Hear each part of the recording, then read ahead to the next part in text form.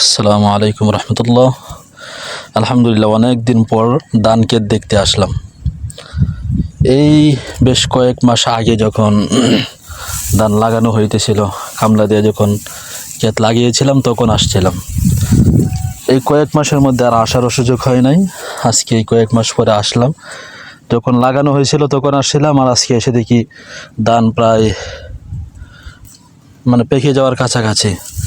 হয়তো সপ্তাহ 10 দিন পর, 2 সপ্তাহ পর ধানগুলা কাটা সম্ভব হবে।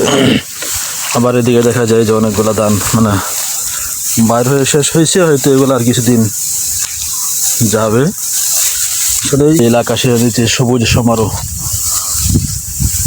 এগুলোর মধ্যে আসলে কেমন জানি মনে হয় যে কোনো এক ভিন্ন জগতে যেন হারিয়ে গেছে, যেটা শহর থেকে উপভোগ করা সম্ভব নয়।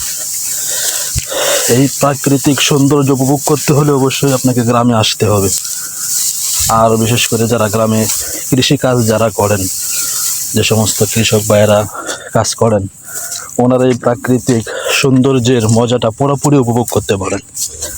একটা কৃষক যখন সে বীজ বপন করার পরে তার মাথার ঘাম পায়ে ফেলে যখন ধারাবাহিকভাবে অক্লান্ত পরিশ্রম করে যান, এই পরিশ্রমের ফল যখন, এই ফসলটা যখন গড়ে তুলতে পারেন, তখন এর মধ্যে কি এক মজা, কি এক আনন্দ, কি এক তৃপ্তি, এটা তো শুধুমাত্র কৃষক ভাইয়েরাই অনুভব করতে পারে।